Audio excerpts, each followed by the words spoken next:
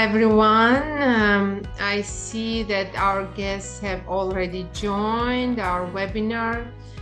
So my name is Lucine Sahagyan, and I'm the Business Development Director of Asgard Law Offices, a U.S. immigration law firm serving clients worldwide. I am happy to welcome you at our live webinar today. We are going to discuss about the key aspects of the U.S. E-2 investor visa, why it's a great option for entrepreneurs, and how it could help you to relocate your business and family to America in only few months. Thanks to our wonderful speakers for joining us today. And our first speaker is Mr. Ramin Asghar.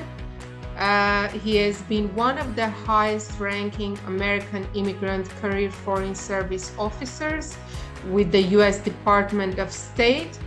He's the founder of Asgard Law Offices, an immigration attorney, former U.S. diplomat, and consular officer. He has served as the political advisor to U.S. Central Command to General Mattis and General Petraeus, international affairs scholar and media personality. He has helped thousands of immigrants with their immigration journey globally. Mr. Ramin, you can start with your presentation. Thanks very much, Lucine. So my presentation is on the E-2 visitor visa and what a great option it is for entrepreneurs for coming to the United States and setting up their business. So I'm going to go over a couple of the basics about the E-2 the E-2 Treaty Investor Visa. It's called a Treaty Investor Visa because to be eligible for this type of visa, you need to be the citizen of a country that the United States has a commerce treaty with, which is quite a few countries. And if you are wondering if your country is included as a treaty country, please let us know and we can get back to you and let you know whether it absolutely is. The E-2, one of the requirements is that the investment that you make on the E-2 investor visa needs to be substantial. What is substantial depends on the type of business in question. It's not a fixed amount, and it varies quite a bit.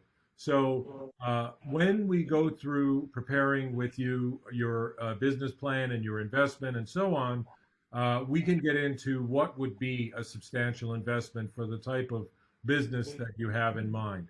As a general rule, somewhere in the neighborhood of $100,000 to $150,000 for most small businesses would qualify as substantial.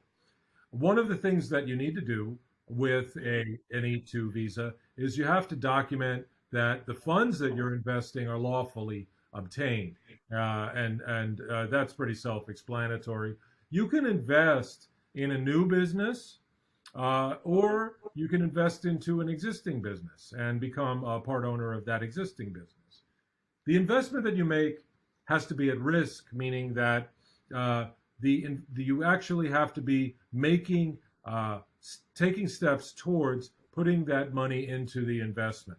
It varies depending on the type of investment, but basically what it's saying is you cannot pledge some money with the idea of perhaps putting it in the bank for a while and waiting to see what happens. It really does need to start being used to actually begin the process of investing.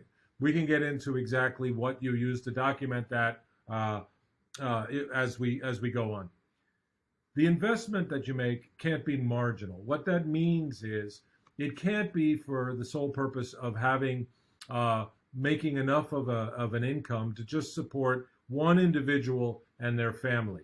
The idea of the E-2 visa was to encourage entrepreneurship and investment and job creation in the United States. So the business that you're investing in should be the kind of business that's going to show a profit, a fairly substantial profit within the first 5 years. And in general, any business that's going to show a profit within the first few years is going to be something where you're going to most likely have to bring on an employee or two. There's no fixed number of people that you have to bring into the business and hire. However, realistically, bringing on employees is usually a very important part of making sure that the business is not just enough to support one individual and their family. The individual who comes in with the E-2 visa must manage and direct that business. In other words, this is an active investment. This is not a passive investment. You don't necessarily need to be in the business every single day and be involved in all the day-to-day operations, but you have to have management of the business and direct its strategic steps. Finally, a proper business plan for your business is an essential part of the E-2 visa process. Some of the benefits, and there are many of the E-2, is that once obtained, as long as the business stays in operation, the E-2 visa can be renewed indefinitely, meaning with no end. And this allows people to stay quite a number of years in the United States with their business and live, work, and do many activities on the business. Now, the person who's coming in to do the E-2 business needs to work on the business. They can't go and seek employment in another position, but they can keep their business going and their visa status going as long as the business remains in operation. Another great benefit of the E-2 visa is that an E-2 business owner can sponsor managers, executives, skilled employees, specialized knowledge employees to come to work at his business with an E-2, not some of the much longer, much more complicated employment visas that are available elsewhere through U.S. immigration. The spouse of an E-2 applicant gets a full work authorization, meaning that they can do any type of work that they would like for any employer or even start their own business. The minor children, that is children under 21 of the E-2 applicant, can attend school with their E-2 up until the age of 21. A couple more benefits and factors involved is that the E-2 can be done either in the United States or it can be done at an embassy or consulate overseas. Both of these processes are relatively fast, usually taking 3 months or less. It does vary a bit if you're doing it overseas based on the location. You can also, if you're doing the process domestically, which would involve changing status from an existing visa, like a tourist visa, to an E-2, you can speed that up considerably by doing something called premium processing, which will take the processing time from about 3 months or a little bit more down to less than 1 month. Finally, businesses that are suitable for E-2 investment are very diverse. A lot of different kinds of businesses can qualify, and even franchise businesses can qualify for E-2 investment. A few notes, caveats to keep in mind. The E-2 visa does not automatically lead to legal permanent resident status, no matter how long you have it. As of right now, you can keep an E-2 visa indefinitely, but it does not at any point grant you a permanent residency in the United States.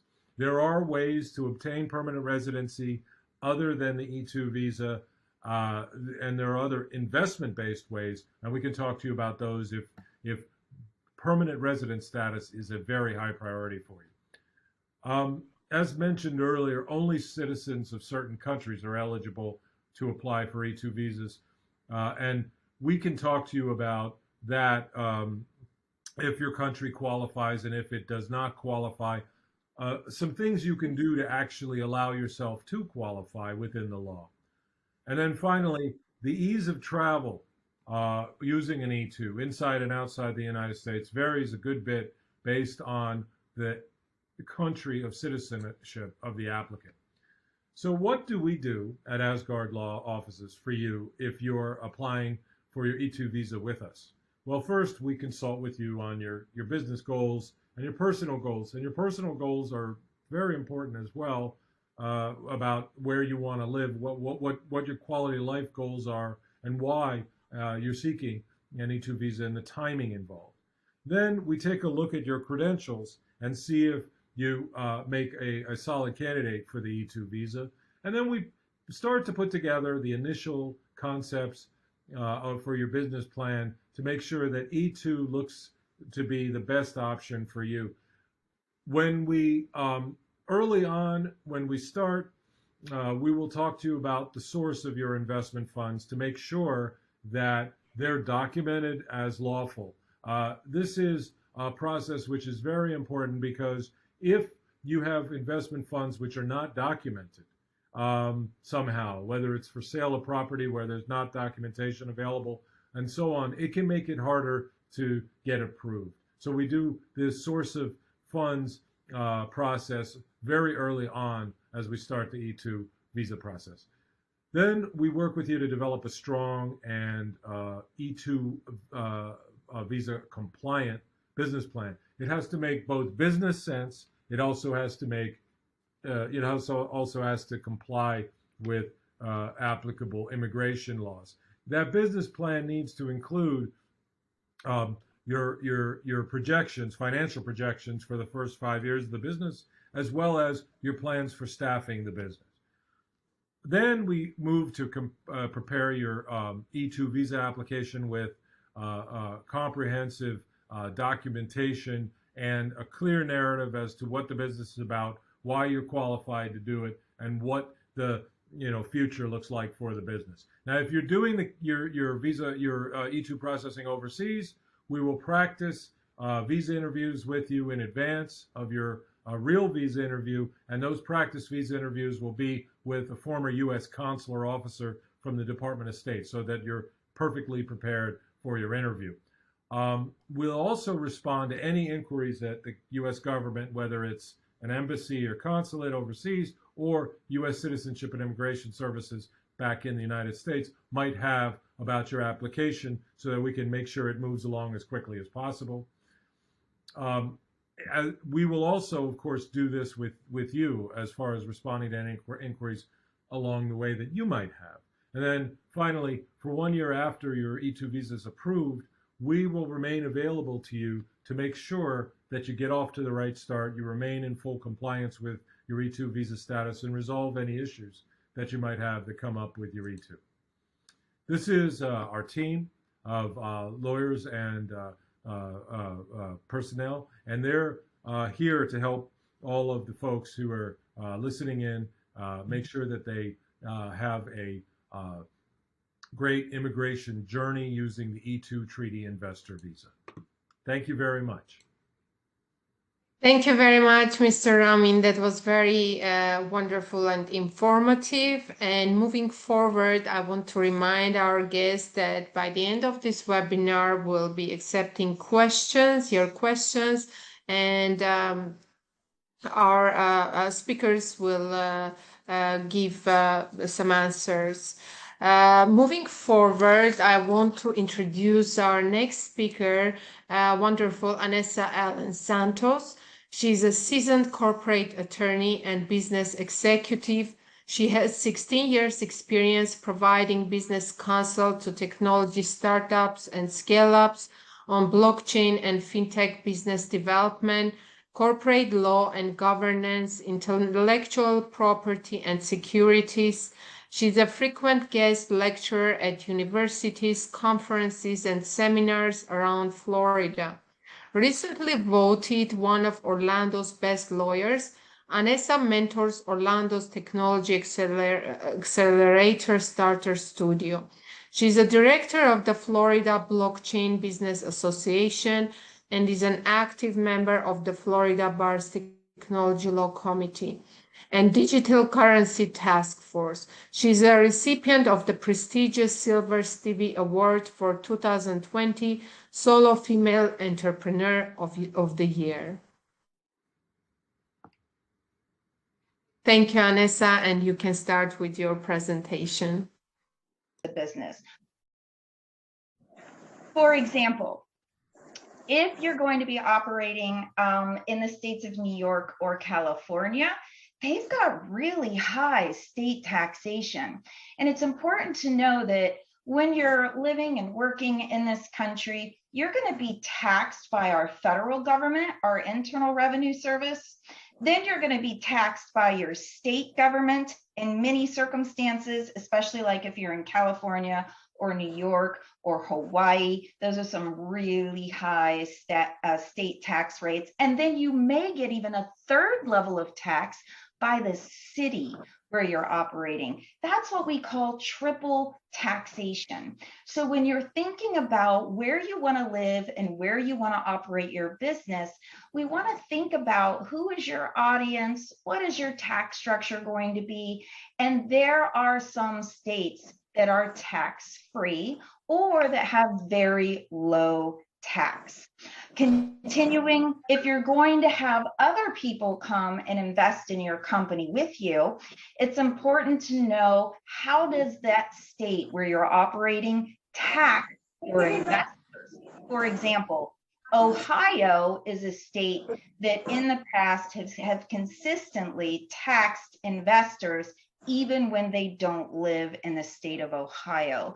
And so that's very discouraging. In those cases, I have some tricks to get around that. I will file for the business registration in some other state that has no tax, like Wyoming or like Florida or like Washington, for example.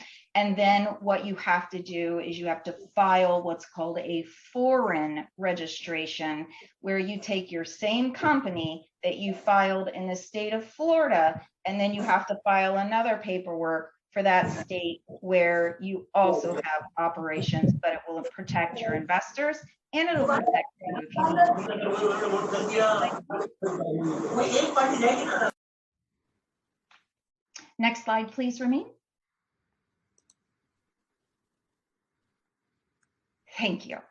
Okay. So after you register your business, now it's time to go ahead and get your business tax number from our federal government, right? The Internal Revenue Service. Now, when you're Googling this online, you may see this called an EIN, which is an employer identification number.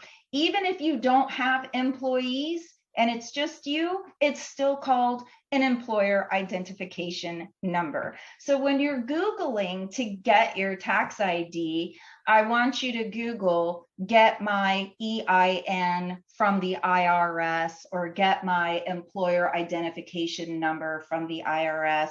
And then of course, Google is going to give you returns with paid advertising. These are companies that will get your tax ID for you. And I don't want you to use any of them because this is free. And so as you see here on the screen, this is just a screenshot that I took of the IRS website. Look at the top. You've got the American flag and it says it's an official website of the United States government. Apply for your EIN online, determine your eligibility, understand the online application, submit your application, right? And there's that cute little video down on the lower right-hand corner of your screen. And so this is free. If anybody is telling you that you need to pay to get your tax ID, they aren't telling you the truth. And that's it. Thank you very much. All right. Thank you, Anissa. Thank you so much. So our next speaker is Mehrdad Desi. He's a U.S. military veteran, has served the country as a U.S. Army infantryman for many years, former world-class jiu-jitsu champion turned into an entrepreneur. Now owner of a successful Desi's beef, bread, and beer restaurant concept, which gained popularity and fame in short period of time. So we are going to watch a short introductory video. I came to the United States when I was 25, and I joined the Army here. I was in the Army as an infantryman. Then I worked for the Department of Defense for a while, and I retired from the federal service. So while I was retired from the federal service, I realized that I like to do business, and I like to be in food industry. My idea of being in the food industry started with the bread. So I used to get a bread when I was a small kid, being back in around when I came from. And that bread stayed in my mind for a long time. I was always thinking like, how can I make the same bread in the United States? And when I started to think about that, I realized that nowadays the new machines are out and we can have them. So the bread oven that I have is only 20 of them in the whole United States. They call it Sangak bread machine. Sang in Farsi means a stone, Sangak means small stones. So if you look at the surface of my oven, it's a stony shape, and just like a rocks on the bottom of the river, and on a cast iron. So we bake the bread every morning, and we have our special kebabs, which is steak, beef, and we have our chicken as well. I love the way that this country actually taught me how to live, and how the United States just gave me everything that I needed. This is the land of opportunity, and I don't think there is any other country like this that gives you the ideas, and if they think that you have good ideas, everyone in the country says, let's do it. I think it sounds good and you can make it happen. In all these 14, 15 years that I'm in the United States, every single person in this country helped me out, and I am so happy to be part of this. My store has all these flags here. All the flags represent something. We have the green, which is military, we have the blue for the police, and we have the red for the fire department. And I have a flag up there that says, "We the people," means that the Constitution says always, "We the people." And it's all flags around here because that's exactly what I think gave me everything. Gave me the power, gave me the power of will, that anything that I think of, I can make it happen. So in the United States, the sky's the limit. You can have it all the time. So I appreciate all the time and all the help that I receive from everybody. As a matter of fact, we're gonna open on this coming Friday, which is tomorrow. I don't know, today is the 13th. We are open 14th of May, and we're gonna start at 10:30. We are ready for lunch, and probably we go as long as everybody wanted to be here. So we started again, and from then on we're gonna be open.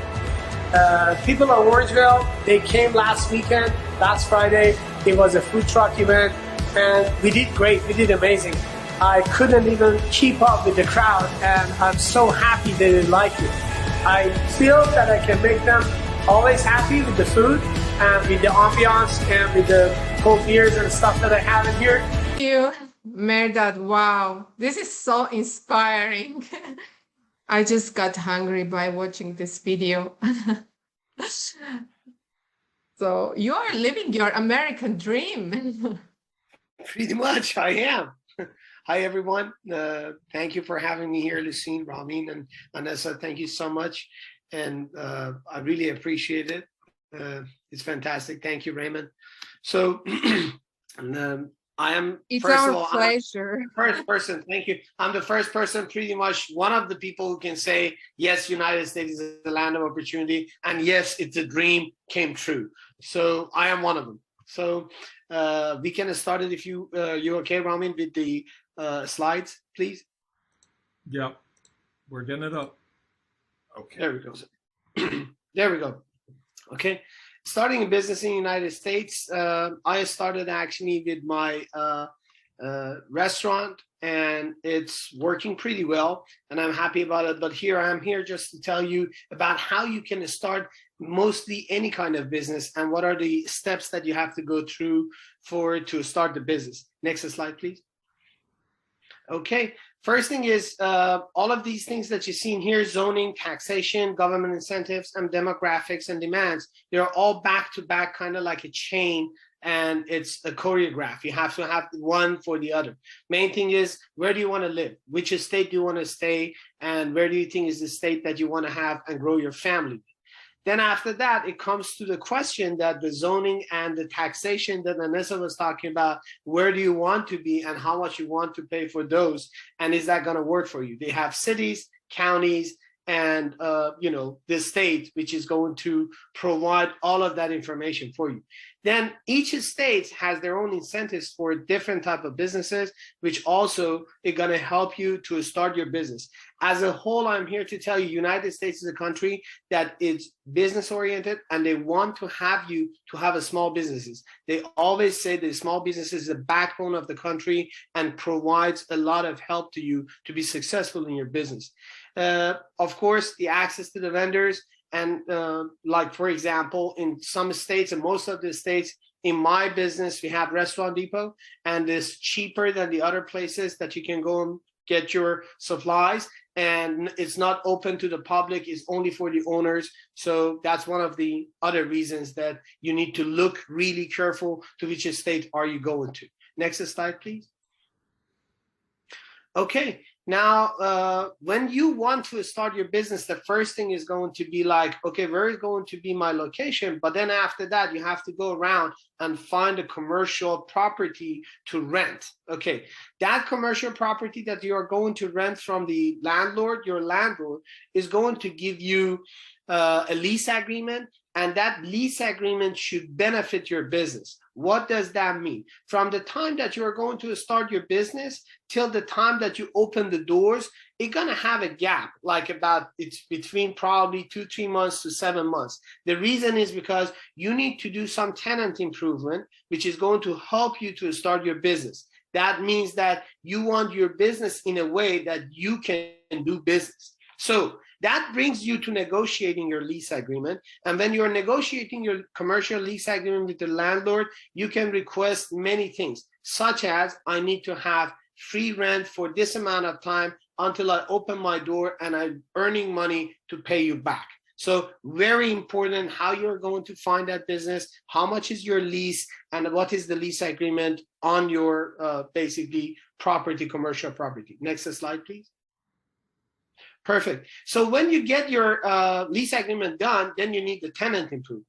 That tenant improvement means that you need to have a full design plans, and a full design plan means that this is United States. You need to be very specific. Everything needs to be a standard by OSHA, and you have planning of electrical, plumbing, structural, Title 65, which is meaning that you have to be effective and efficient on use of energy, and mechanical, and ADA is what you are going to use for the people which they are disabled and they need some help to get to your property. Those are very specific things. Every single business has go through kind of like a seeing based on what they want to do. The building department in the county and in the city gonna look into it and gives you a yay or a nay or what type of changes you need to do on your design plans. Next slide, please.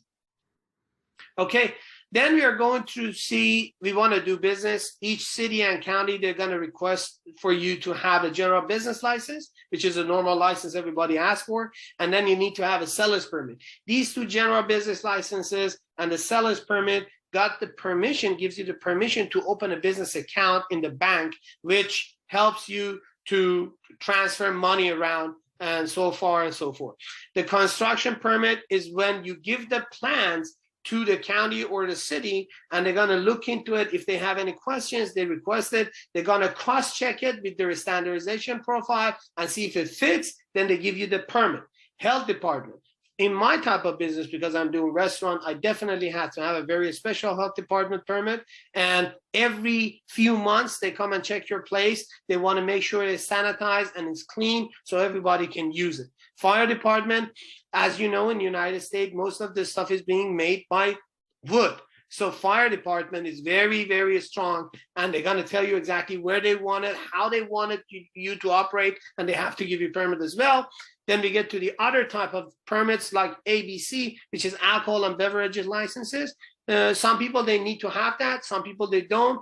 And if you need to have that, is actually going to be by the state, and the state regulates all the law how you want to have that. Next slide, please.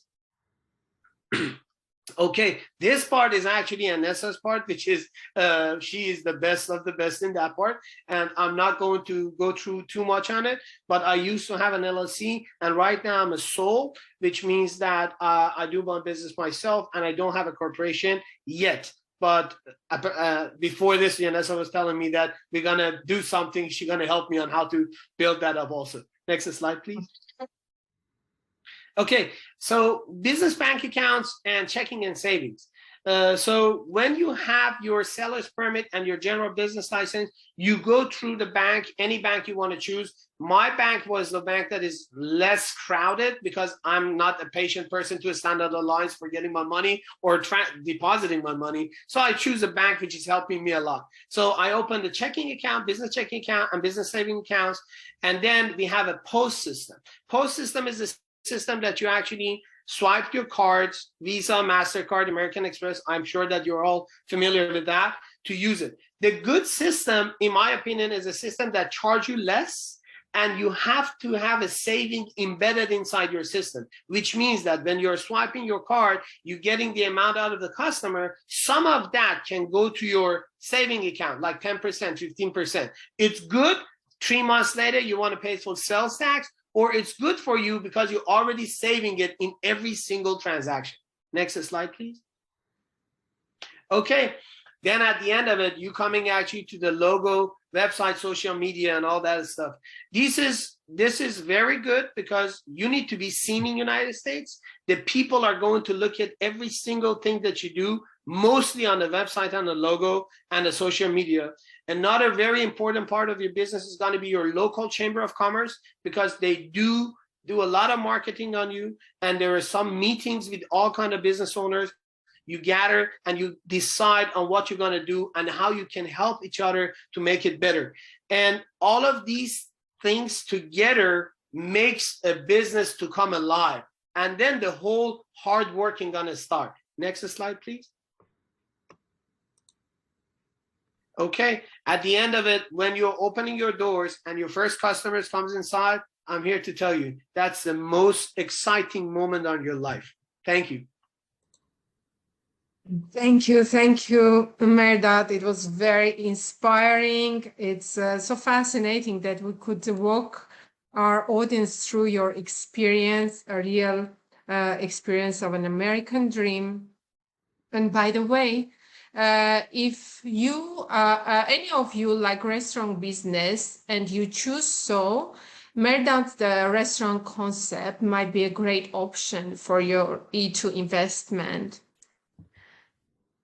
And next will be our panel discussions.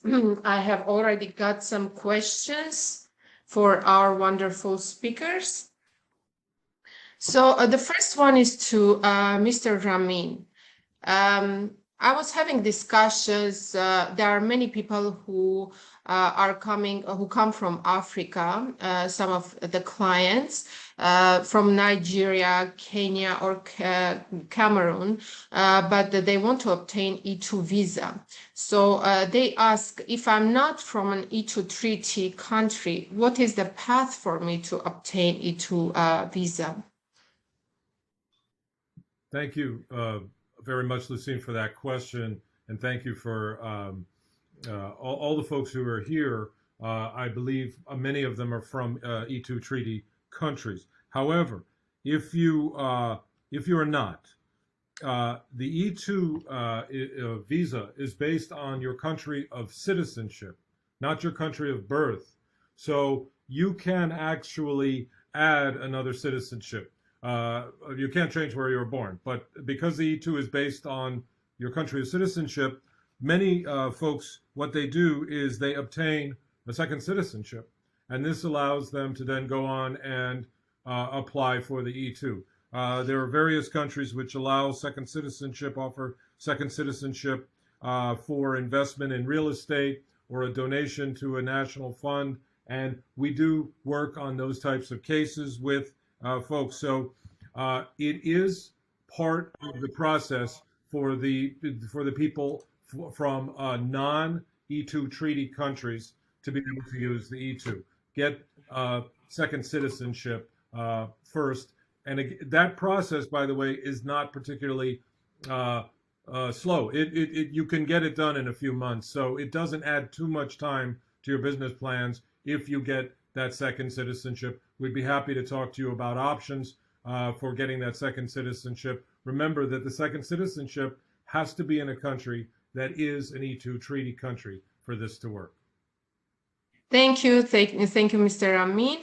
Next question is to Anessa. One of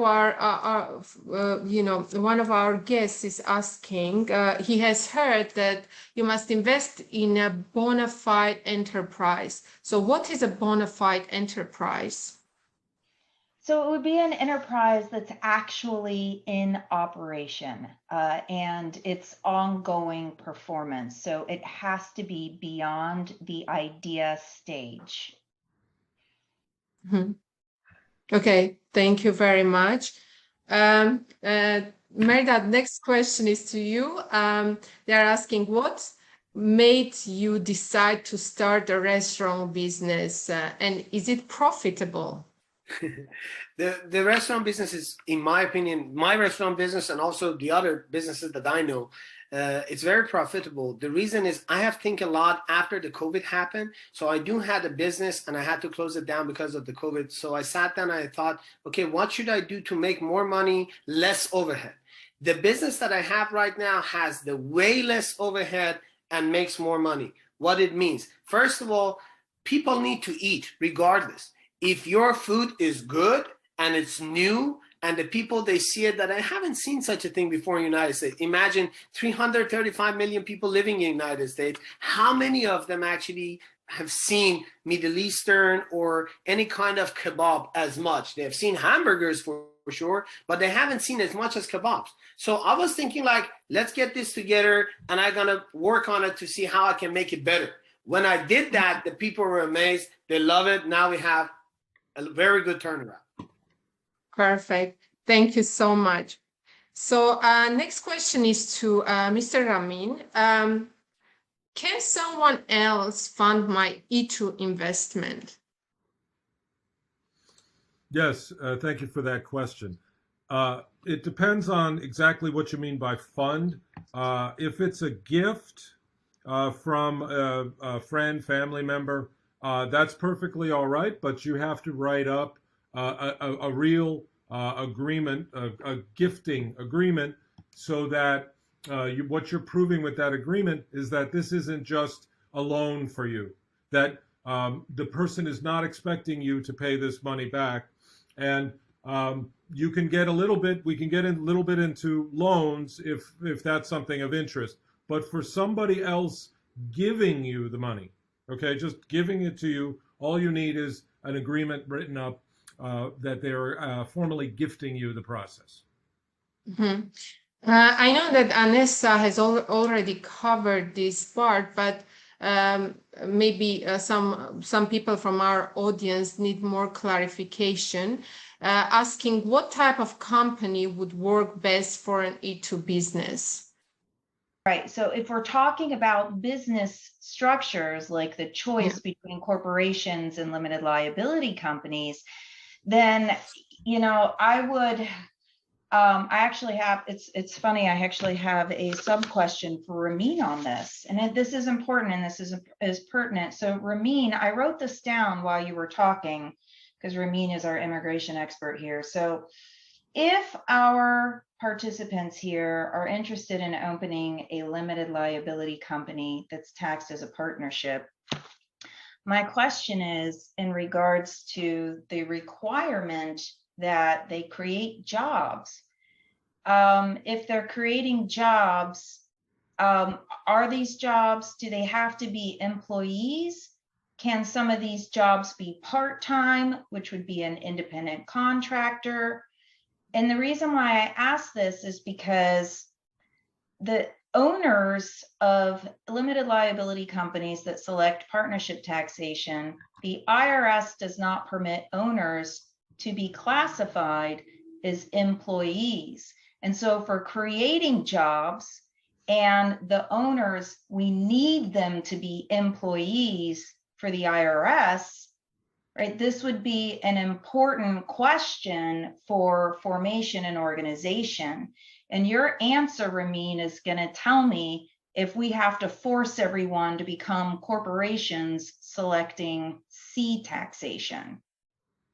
Thanks, Anessa. That's a very good question. you go when looking at that, you're looking at what is the reason why that there's an E2 program. The E2 program is not a program simply to create the opportunity for people to spend a certain amount of money and then be able to live in the United States. It really is meant to be an economic stimulus type of program where you're creating jobs and opportunities for Americans and permanent residents and so on. So if it makes sense within the business plan and within that industry to have part-time employees, contract employees, or contractors versus formal employees. I should explain to the audience that there's a bit of a difference between the term contractor and the term employee. They have different tax treatment. And so that's what Anessa is getting at. The key point here is I raise that in the context of talking about you can't be setting up the E2 business solely to provide a living for the individual E2 applicant and provide for their family. It really does have to be the type of business which is generating profits realistically over the next 5 years. And in general, it's not realistic for almost any business that's going to generate significant profits to have no employees or contractors at all. There is no fixed requirement to create a certain number of employees. However, as a rule of thumb, almost all businesses, realistically, if they're looking to be profitable, would look to at least bring on 1 or maybe 2 employees in that 5-year period. So, and the last thing, I don't intend that to mean they can only be formal employees for tax purposes. Okay. They can be part-time, they can be contractors, if it makes business sense to do so. Can we count the owners? I mean, so the E2 applicant, can we count them as an employee? And yes, you can count them as an employee, but again, okay, if it's only them, that's not going to be a requirement. Right. And so it sounds like then that we might be able to use the limited liability company with partnership, because there is some flexibility there. And if that's the case, because Ramin and I will beat this up later in the sense that Ramin and I will get into the absolute technical details of this so that I make sure I understand.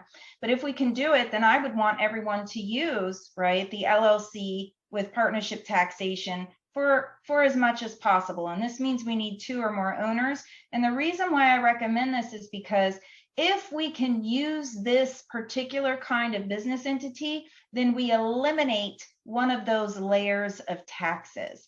And that means more profits stay in your pocket. And that's what I'm looking to do. Excellent. Thank you. Go ahead, Lucy.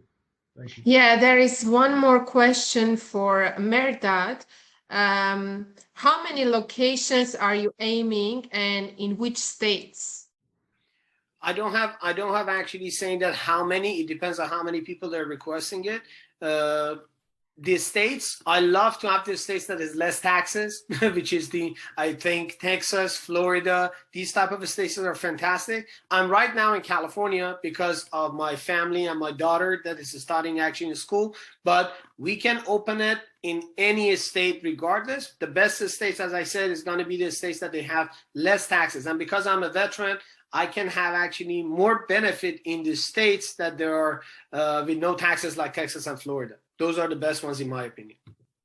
Thank you so much. And one more question for Mr. Ramin.